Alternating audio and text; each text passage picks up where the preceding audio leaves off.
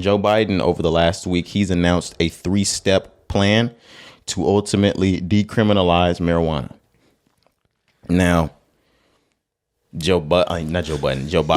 Joey B. Joey.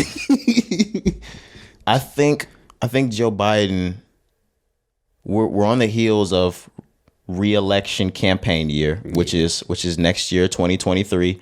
And I think Joe Biden, before we get into everything about this, has started to realize his niche and what it is specifically he needs to work if it's going to get the vote. And I think he's specifically targeting 18 to 45, 18 to 30, something like that. Minorities. Yeah.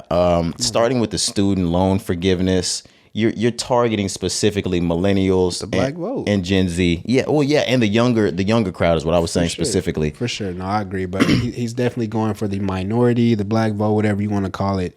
And I'm glad you mentioned that, because now that we're older, you can see how they started 2 years before it's actually election time. Yeah, you start to ramp up just to where you're making your most noise right before January of campaign season. Right. So I've got all the steam leading into this, which is why it kind of seems never mind.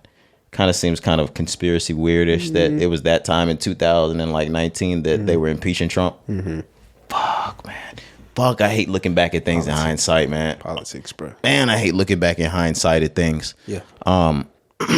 But this is actually a 3-step plan. The first step that Joe Biden is going to do is, of course, presidents can only control the federal level. They can't control everything down to the state level. They can only encourage and call to for the state. Yeah. But on the federal level, any petty marijuana crimes, marijuana possession crimes, anything tied to marijuana on the federal level, he's pardoning all marijuana crimes or possession of marijuana crimes. Not if you're traffic or things like that, but marijuana crimes. He was saying no one should federally be sitting in jail over a possession of marijuana charge. So he's going to take it upon himself to pardon all of those. The second step, I believe, was he's calling on all state governments to pardon their state charges for possession of marijuana. Yeah, for simple charges, once again, like you mentioned. Right. What was the third step that he was going to do? Third step is we will classify marijuana. We classify marijuana at the state level as heroin. Yes, that's what it was. More serious than fentanyl. It makes no sense. I'm asking the Attorney General to initiate the process of reviewing how marijuana is scheduled under federal law. I think that's one of the greatest ideas I've heard in a long time, just because for the reason why he's doing a lot of pardoning and calling on the states to do pardoning for the simple possessions of marijuana is because we have marijuana scheduled higher than fentanyl. You get less time for fentanyl. So in situations, for situations like that, we need to go back to the drawing board on the scheduling. Yeah. Now, of course, he said that they were going to review it. He didn't say that they were going to reclassify it. That's where they get you with those words. Yeah. But I do see a reclassification coming with a big statement like this. Yeah. For it to go under review again. Studies show this is nothing like heroin. This is not fentanyl, cocaine. This is not MDMA, barbiturates, shit like that. It's not that.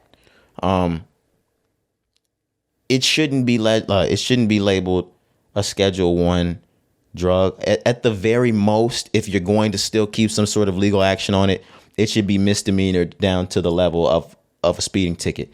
Only if you're caught driving with it or things like that, you get a ticket. But it should be a Class A misdemeanor. What do we classify alcohol? Nothing. Weed should be classified exactly how alcohol is classified. It should be classified better. That's what I was saying. And I don't want to be a Debbie Downer or poop on anybody that loves alcohol. Yeah. But alcohol should be the Schedule 1 controlled substance. Nah, facts, bro. For sure. If we really want to get down to the science of things. Tobacco should be the Schedule 1 controlled substance. For sure. I think this is the most important part as well, like you said, because obviously the simple cases, don't get me wrong, that's super important because we have people that are locked up over just having small, petty little amounts of marijuana. Like Biden mentions, that affects, employment sometimes, housing, educational opportunities. And it's like, bro, it's weed.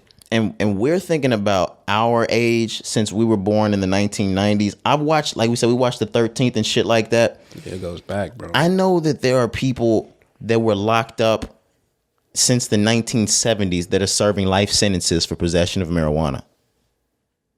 That's fucking crazy. Yep. A life sentence for possession of marijuana. Get them out. Even going back to something we mentioned on the last episode, we were kind of talking about the Clinton era with the 3-strike rule. So if somebody had 2 strikes, You could have 2 strikes for robbery. for something crazy, and then you get your 3rd strike for marijuana, now you're doing life or whatever it may be for marijuana possession. Get him out. Now those are federal things. Go get him. Right. Go get him. Yeah, that. We'll see. But I think, like I said, I think that 3rd part is the most important Not part. all those are federal, I think. I'm sorry, but go ahead. Yeah. I just think that's the most important part. Of course, the first 2, like I said, the simple cases, of course, we need to get those people out if it's just simple little petty possessions.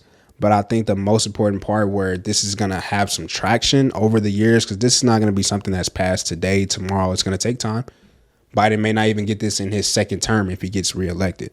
Oh, I feel like this is something that I feel like he's gonna try to get this taken care of before he gets reelected, you think? For sure. He's gonna the same way that with the student loans, he's trying to show y'all I'm taking care of y'all niggas right now.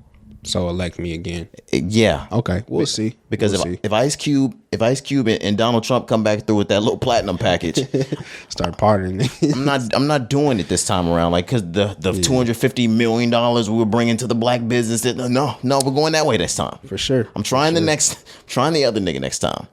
Yeah, man. But I think if what Biden has to do, if we want to be real, because this what Trump did. Biden got a pardon YSL.